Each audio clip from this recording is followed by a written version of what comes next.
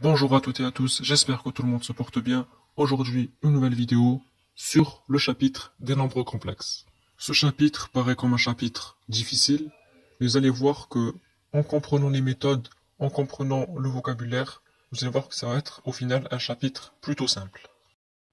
C'est parti. Premièrement, il faut savoir qu'il existe un nouvel ensemble, l'ensemble C, c'est l'ensemble des nombres complexes. Il faut savoir que on a l'ensemble R, il y a un ensemble qui est encore plus grand que R, c'est l'ensemble C, qui contient tous les nombres ainsi que les nombres complexes. Donc on a C contient R. Dans cet ensemble C, les règles de calcul sont identiques que dans l'ensemble R, et on a un nouveau nombre complexe qu'on va appeler I. Donc I appartient à C. Et il faut savoir que, ça c'est fondamental, I au carré, c'est égal à moins 1. Ensuite, il faut savoir que tout élément de C s'écrit de manière unique, donc tout nombre appartenant à C s'écrit de cette manière suivante. Z est égal à A plus IB, avec A et B qui sont des réels. Z est égal à A plus IB, on va appeler ça la forme algébrique.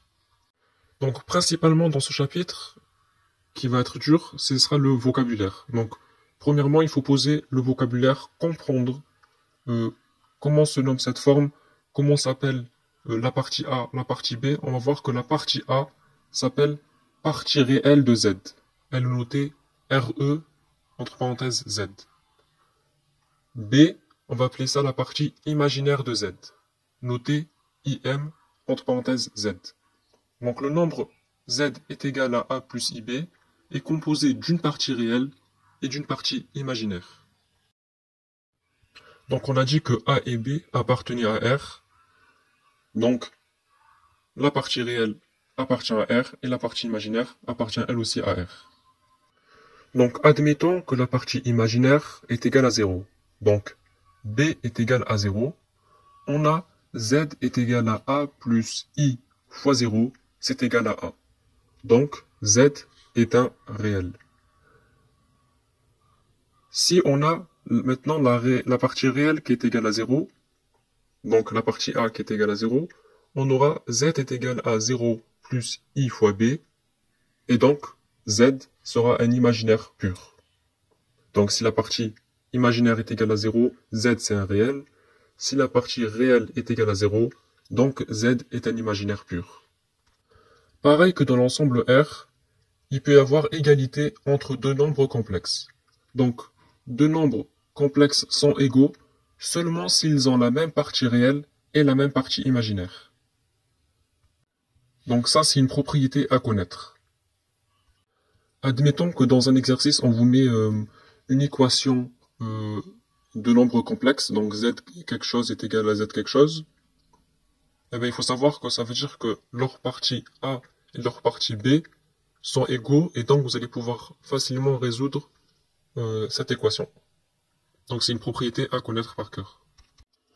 Deuxième propriété à connaître, c'est que un nombre complexe est égal à 0 quand la partie A et la partie B, donc quand la partie imaginaire et la partie réelle est égale à 0.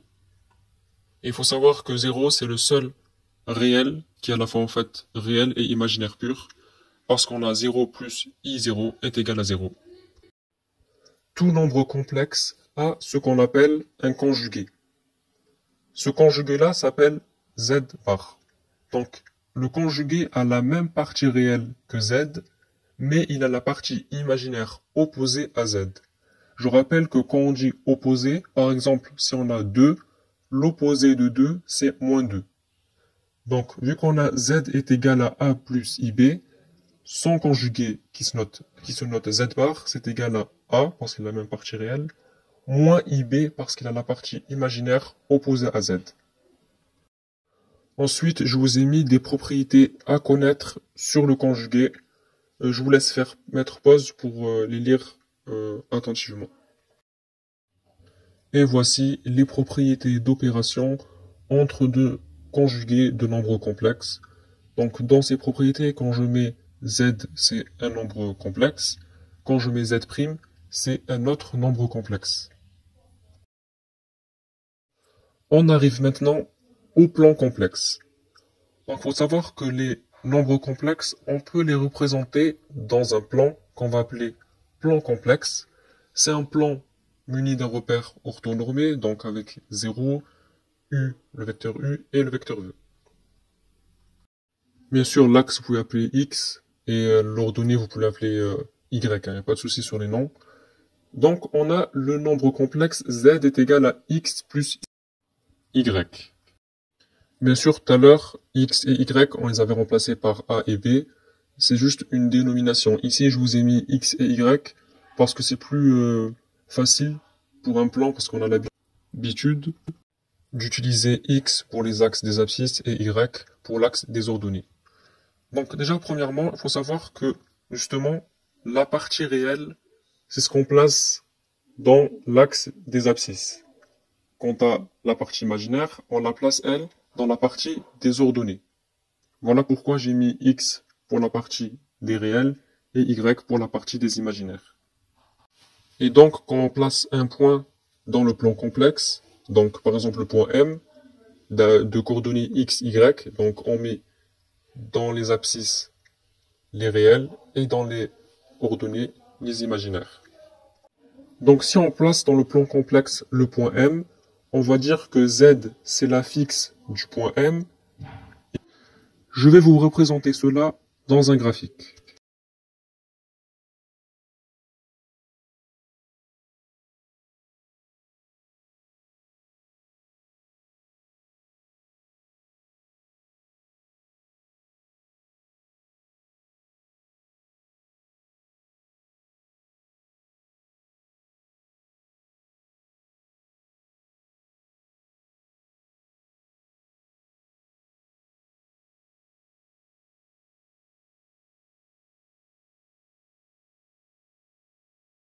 On place X dans l'axe des abscisses, donc ça va être les réels, et Y dans l'axe des ordonnées, et ça va être les imaginaires.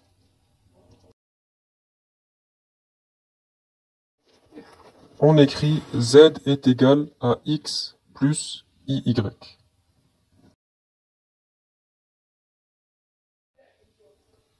Prenons un exemple.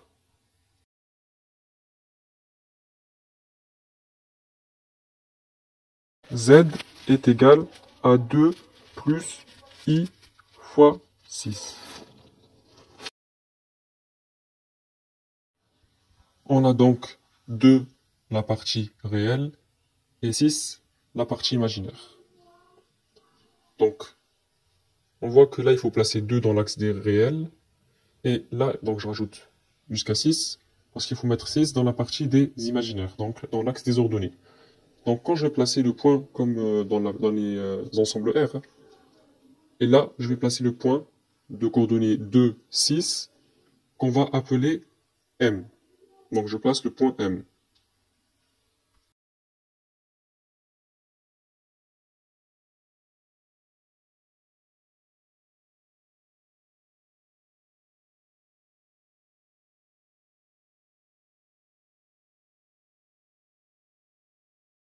On va dire que M est le point image de Z.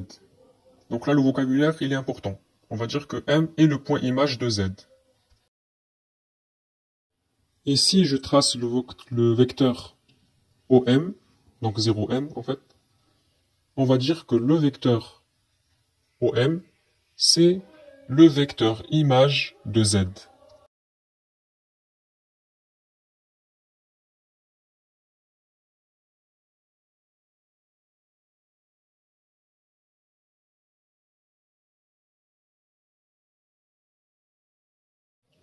Et important, on va dire que Z, c'est l'affixe du point M ou c'est l'affixe du vecteur OM.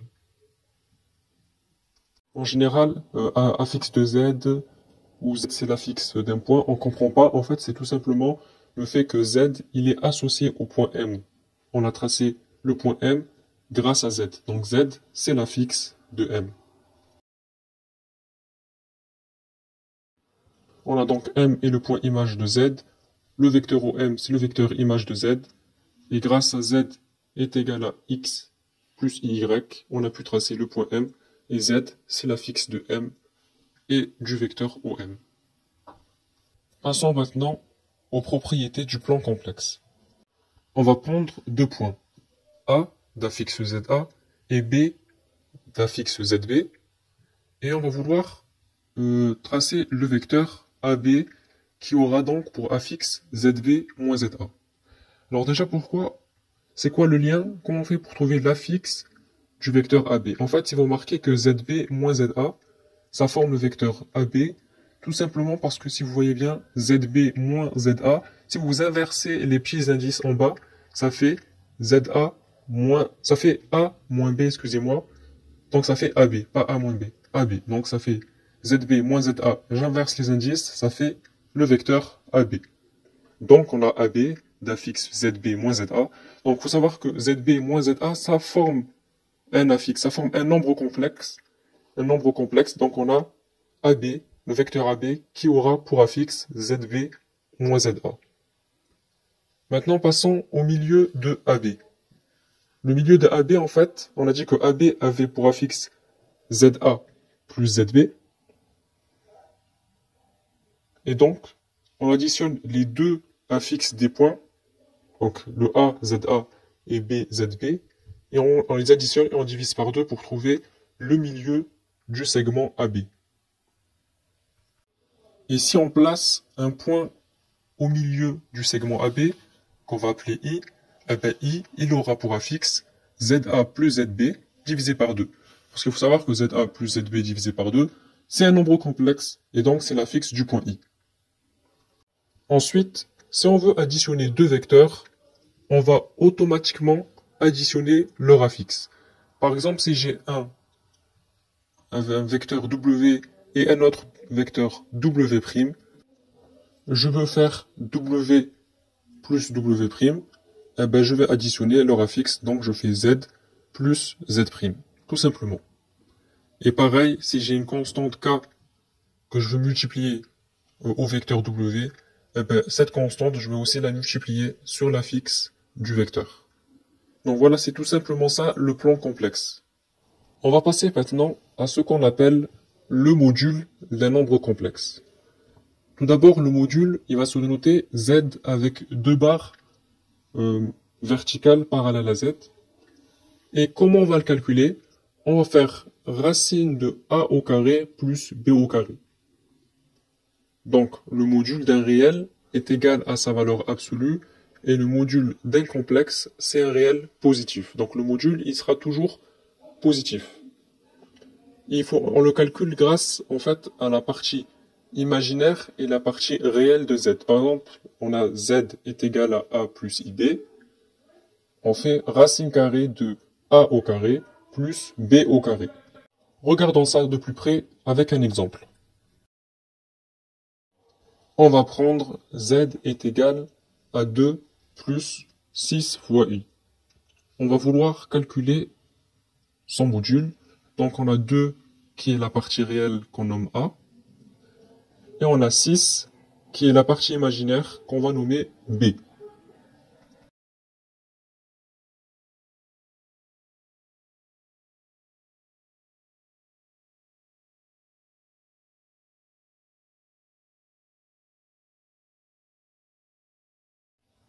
Le module qui se note Z avec deux barres verticales parallèles à Z, qui est égal à racine de A au carré plus B au carré. Et on a donc racine de 2 au carré plus 6 au carré, ce qui nous donne racine de 40.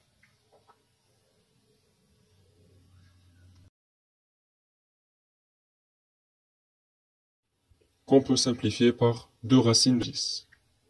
Donc ça va être le module de Z. C'est tout simplement ça. Racine de A au carré plus B au carré. Et bien sûr, il y a des propriétés à connaître. Je vous laisse mettre pause pour les lire.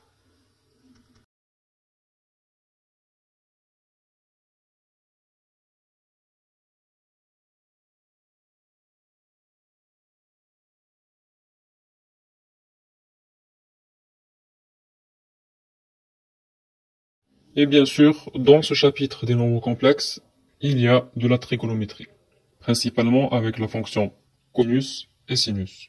Donc la fonction cosinus qui est une fonction paire et périodique.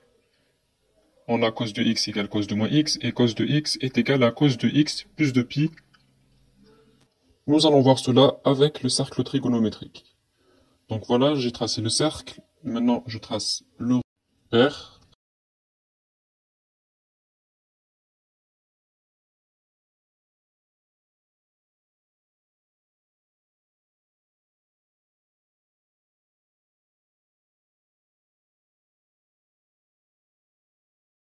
Je place pi sur 2, pi, 3 pi sur 2 et 2 pi.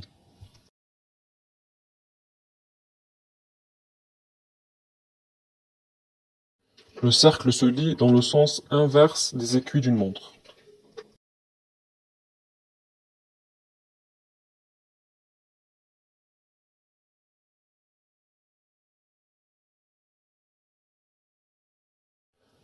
Admettons que je place l'angle pi sur 4.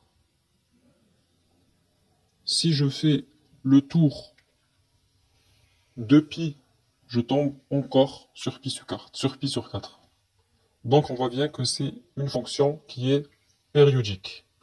Et je vois donc que si j'ai cos de x, c'est égal à cos de x plus 2pi, parce que 2pi c'est le tour d'un cercle. Si je fais le tour d'un cercle, je tombe encore sur pi sur 4. C'est le cas pour la fonction cosinus et pour la fonction sinus.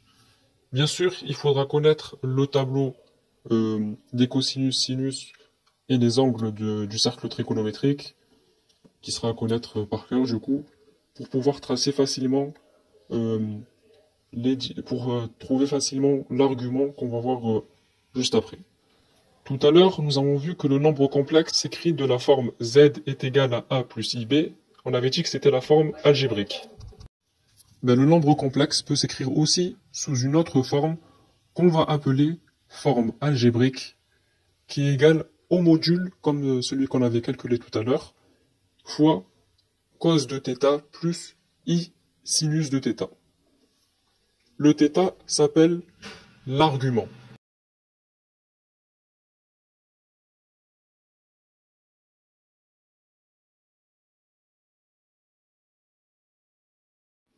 Il faut savoir qu'il y a trois façons d'écrire le nombre complexe.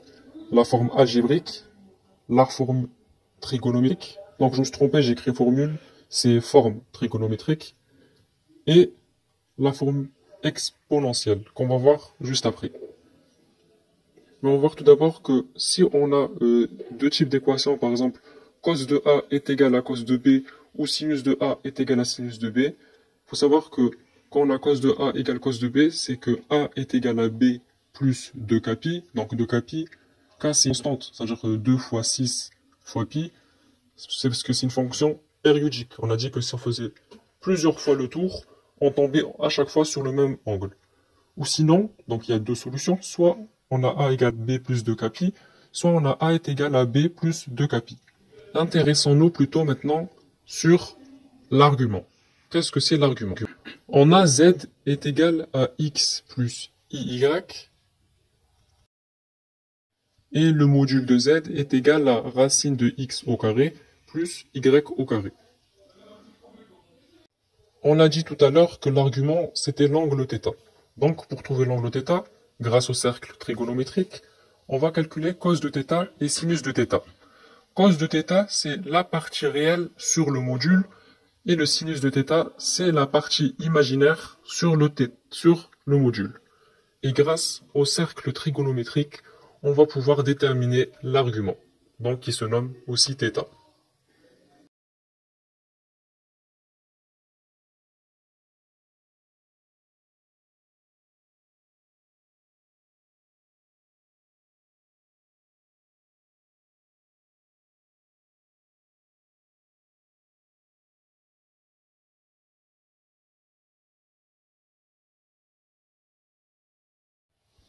Donc c'est pour ça que tout à l'heure je vous avais dit qu'il fallait connaître le cercle trigonométrique, parce qu'on trouve l'argument grâce au cercle trigonométrique justement. Illustrons cela par un exemple.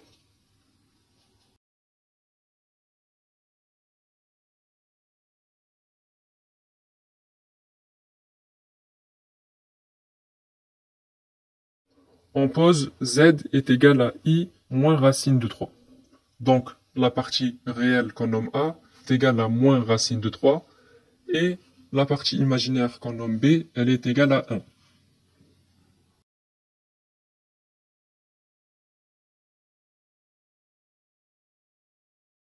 On calcule le module qui se note z avec 2 barres. Pour cela, on fait racine de a au carré plus b au carré. Donc ici, dans ce cas-là, ça va être le module est égal à racine de moins racine de 3 au carré plus 1 au carré. Attention, quand on a moins racine de 3, donc ça va être plusieurs fois le cas quand vous allez faire le chapitre des nombres complexes en cours, le moins racine de 3, vous le mettez entre parenthèses, puis vous mettez le carré. Sinon, ça va fausser le résultat. Donc ce qui va nous donner racine de 4 et racine de 4, c'est égal à 2. Donc le module est égal à 2. On cherche maintenant l'argument. Donc pour cela, on a dit qu'on calculait le cos de θ, qui est égal à la partie réelle sur le module. Donc ici, la partie réelle, c'est moins racine de 3, et le module, c'est 2, donc on a moins racine de 3 sur 2. Maintenant, il faut calculer le sinus de θ, qui est égal à la partie imaginaire sur le module. Donc ici, la partie imaginaire, c'est 1, le module, c'est 2, donc on a 1 demi.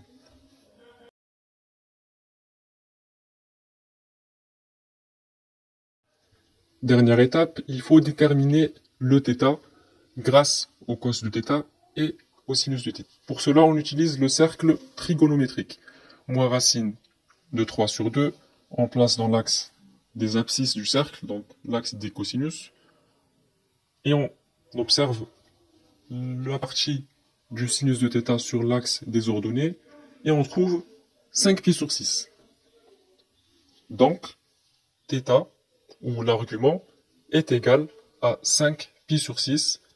Je vous ai pas mis sur la feuille, mais on dit que 5 pi sur 6 modulo 2 pi, parce qu'en fait, si on fait, comme on l'a dit tout à l'heure, le cercle plusieurs fois, on tombe à chaque fois 5 pi sur 6. Donc, on retombe en fait à chaque fois sur l'angle, donc on appelle cela modulo 2 pi. Donc, l'argument, c'est égal à 5 pi sur 6 modulo 2 pi. Maintenant, intéressons-nous aux différentes écritures du nombre complexe z. On a dit que du coup, dans cet exemple, z est égal à i moins racine de 3, on a dit que ça s'appelait la forme algébrique. Pour la forme trigonométrique, on a besoin du module. Donc ici, dans notre exemple, le module, il était égal à 2. On a besoin de l'argument, qui ici, dans notre exemple, égal à 5 pi sur 6. Nous, on veut, je me suis encore trompé, on veut la forme trigonométrique, pas formule trigonométrique, on veut la forme trigonométrique.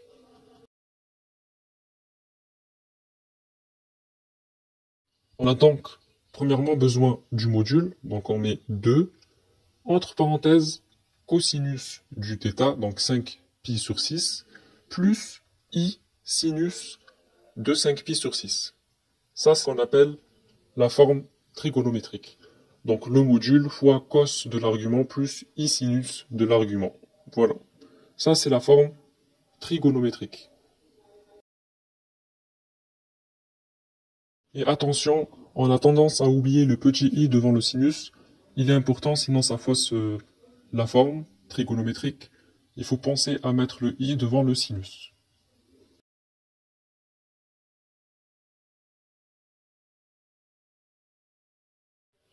Et là, on a une nouvelle forme d'écriture de z. Donc je me suis encore une fois trompé.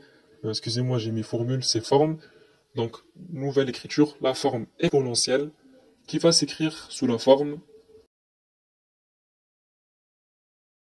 z est égal, on a encore besoin du module, donc z est égal à 2, le module on le met tout devant, fois exponentielle de i fois l'argument, donc ici 5 pi sur 6. Donc ça c'est la forme exponentielle, on met 2 exposant 2 fois exponentielle de i 5 pi sur 6. Donc l'écriture de la forme exponentielle, c'est le module fois e exposant i argument. Donc cette formule, il faut la connaître, cette forme, excusez-moi, il faut la connaître, elle est importante car on va voir que tout le reste va se baser principalement sur la forme exponentielle qui va permettre de simplifier plusieurs calculs.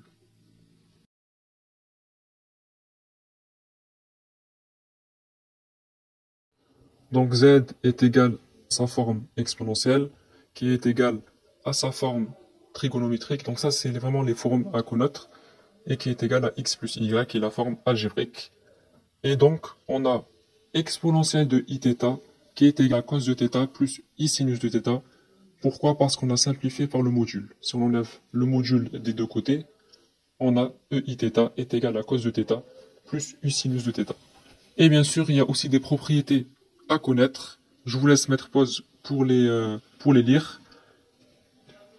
Car à la fin, on aura une formule qui est importante, c'est la formule de Moivre, qui dit que eiθ à la puissance n est égal à einθ.